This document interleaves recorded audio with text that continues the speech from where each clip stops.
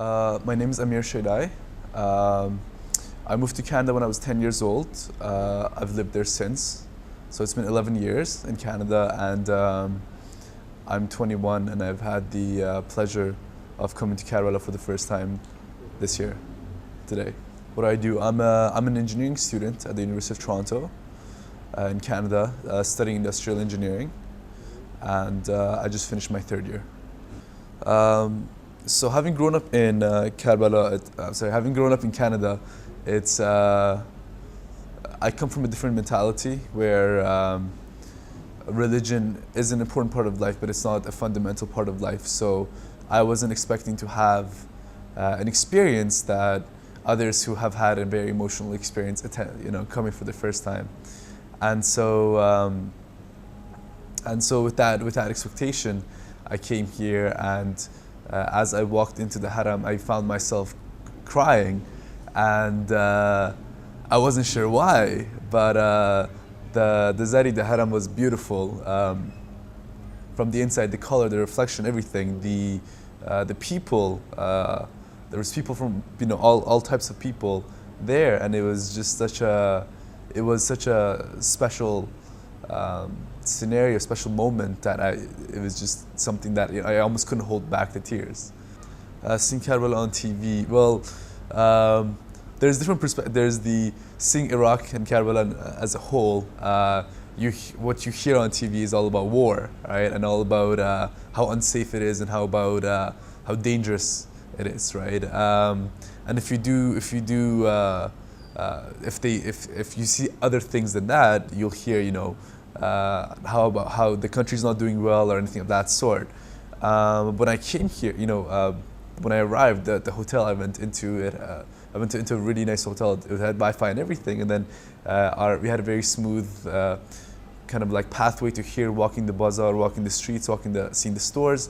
There was not a single minute as I landed here. Initially, all my friends had told me to be worried to not go. It's a war-torn country, and it's not safe. But as being here and actually seeing the people, seeing the streets, seeing the day-to-day kind of people living their lives, the children on the streets, playing, and people shopping, and taxi stopping to try to get on in the taxi. It almost seemed like two different worlds. That one from what I was expecting to what I was seeing, and then with Karbala itself coming to the ziyarat, I was initially expecting, for example, I have been to the Louvre Museum in Paris, and I thought, and I went there and I said, wow, such beautiful art, and and I looked at a couple, and that was it for my day. And I was expecting that when I would come here, I would be looking at beautiful Islamic history, for example, right, or people that used to stand for something at some point in time, and show my respect and move on. But it was a much more emotional experience than I expected at all. And I heard something that was very beautiful, which was every first timer gets everything they wish for, right? And so, and I really I suffered the loss recently, and I really kind of sat down and almost cleansed my heart in kind of in a saying, in that I really opened up, and it really and after entering the haram and doing the ziyarat, and after I finished, I was sitting down in a corner, and it had a very calm feeling to it, and a very in a sense almost like a asylum, almost like a place where you go to have peace, kind of a sense, right? Where nobody had anything. Everyone was doing their own thing, and everyone was doing their own prayers, and I was there, and it was such a peaceful and calm feeling, and yeah. So that's from the first timer's perspective. It's so being someone who was born in Iran, and who's Shia, and who had always, even in Canada, going to the masjids in Canada and seeing, and being part of the Sinazani and the different kind of rituals that involve Imam Hussein. you always have an understanding, right? You have an understanding of the person, what they did, right? What they stand for, right? And it's it's almost like it's something that you think of it as a child. It's in your head, but it's never real. So thank God I was given the opportunity to actually come here, and standing in front of the haram was one of the most humbling things I've ever experienced, because you're never truly humble till you stand in front of actual greatness, and you look at that greatness and you realize what you are and how small you are, and compared to the bigger things. For example, you would like to think that you're strong, right? Or you're powerful, or you're impactful, or you've done something, right? Or you've defended people, or you've been just your life, right? Or you've defended someone. But in comparison, when you look at it and you realize, are the sacrifices you have made in your life, right? A lot of people have been through hardships. They've made sacrifices, and a lot of people almost have a feeling that the world owes them something, that they've gone, because of the hardships that I have gone through.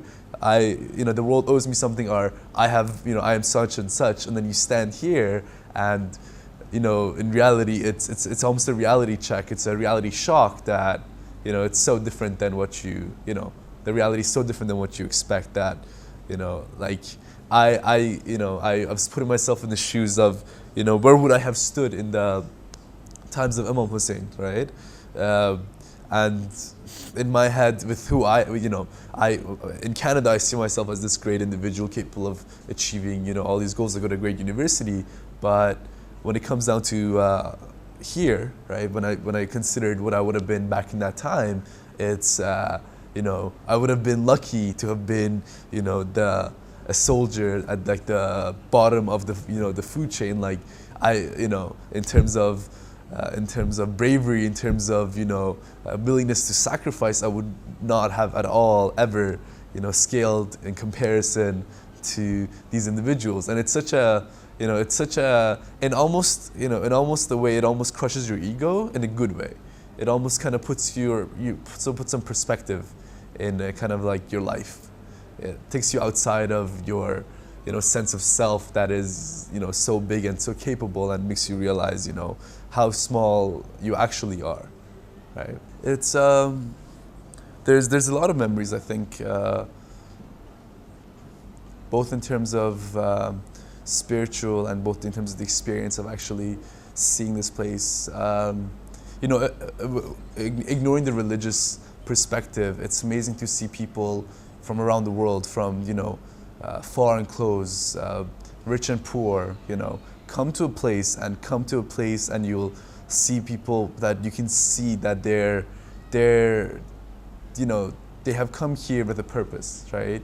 There's something about this place that has moved them, that has made them come here with, and a lot of people with their respective problems, with something that has dragged them from somewhere in the world to here, so that they can sit in this haram, so that they can kind of grab the zari and and pray and wish, and it's phenomenal when you see people of just like pouring their eyes out, just they're almost you're there, you're seeing it, but to them it's just them and the Imam, and they're just it's so whether you believe in it or you don't, it doesn't matter, because to them at that moment in time, that's real, that's all that matters, and to them that's their savior, that's their solution to their problem, and it's so pure, right? They're not trying to pretend about anything. It's not they're not trying to say, oh look, I came here, right?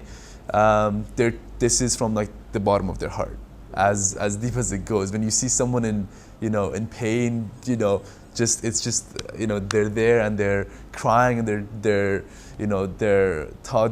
whispering their prayers, or they're just grabbing on, they're not letting go even. It's there's something else there, and it's if that was that's a perspective from someone who is not accounting for the religious part, right? From the religious part, it's so amazing to see people that are that have such strong faith that that this is, and you hear stories all the time about miracles that have happened, people who were disabled, people who were blind, right? That have come here in order to be able to, have their lives changed in one way or another. And it's phenomenal to see that, and it's phenomenal to hear that, and you see, disabled individuals that are just there, that are crying, or someone, with missing an arm, and that's there, and it's and they're here to, to almost kind of like beg the Imam to almost to ask God for that, on their behalf, to kind of like stand as a representative, right, for what they need, for what they're, so deeply want. So and the miracles is such a beautiful part. Additionally, I think it's just that a lot of people. The important thing is a lot of people, a perspective from an outsider. So I have been here, so I know that it's not, as it's not dangerous like they say it is, or it's not, everyone's walking around with guns. It's nothing like that at all. But for someone who hasn't been here and hears these things and still chooses to come, right, irrelevant of all the potential dangers that there could be here, right, someone chooses to make this way and come here in order to actually, have this experience. I think that's beautiful, because, really, like, how you have to want something really bad if you're willing to almost put your life on the line for that, right? And so, so I think these are the things I'd share with my friends. It's and also it's just that it's not something that can be, the feeling can't really be described, because it's something that I can't explain, because I didn't expect to have it, right? I didn't think I would have this emotional experience. And even if I tell you, just like I had heard from so many other people, that I had this really overwhelming emotional experience, you would think, you're just another one of the people that have said this, right? But you wouldn't truly understand it till you've actually experienced it for yourself, and you have meaning, for it by yourself. It's not that no one can, tell you what it is and how it is. They can tell you stories and they can tell you all these things, but it never becomes true for you till you've actually experienced it yourself. So in terms of what you can do to increase the spiritual sense of the experience, I think what's fundamentally important is to understand, who these people are and what they stood for, and why you're here, right? And why they have these studies, and why so many people come to visit, right? And I think, and I didn't have a deep sense, right? I knew I had seen shows and I had seen movies, right, about the Imams. I've heard the stories as a child, right? But it wasn't necessarily too deep. I wasn't so deeply connected, but I understood where I was going. And then what actually helped was being alone in a portion of it, right? So the first time I actually visited the Haram itself, I was alone, right? And it wasn't, for example, if I was with my friends or if I was with my family, maybe I would have been busy, what's the, talking or kind of being distracted, or being like, oh, this is what I'm supposed to do, so I'm just going to do what I'm supposed to do. Just like I did as a child when I went to Imam Raza in Iran. It wasn't really a spiritual experience as much as kind of like doing what I was supposed to do. But just and allowing yourself to, really kind of like open yourself up to kind of take in everything around you, take in the people around you, take in the what this is, what you're standing in front of, and kind of allowing yourself just to experience everything.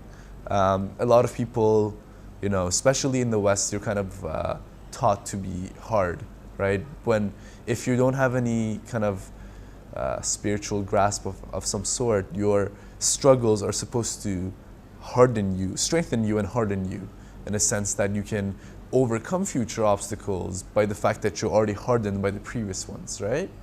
That kind of, in my experience, the hardening also closes your heart, in a sense, where you're not as open, you're not as emotional anymore, you're not as open to, empathy, you're not as open to kind of feeling.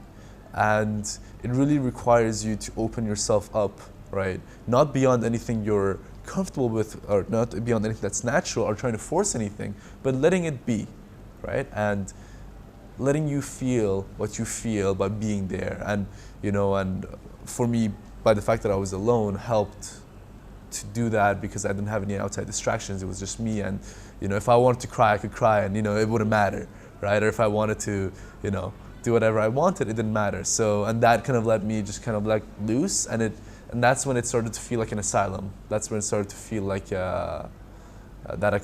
like a peaceful place that I could be in without any any worry that this is. And I think in the future, even on my travels, if anything, God forbid, if anything extreme happens in my life, and something is just existentially bad, right? And I just and I reach a I become depressed or something, and I don't know what to do with my life anymore. I think this is the place I'd come to, because it has the feeling of you can just be there and it's okay in a way, and it doesn't and you're just, and it's fine, and it's like this is where you would go when you want to be safe, when you want to be kept in peace.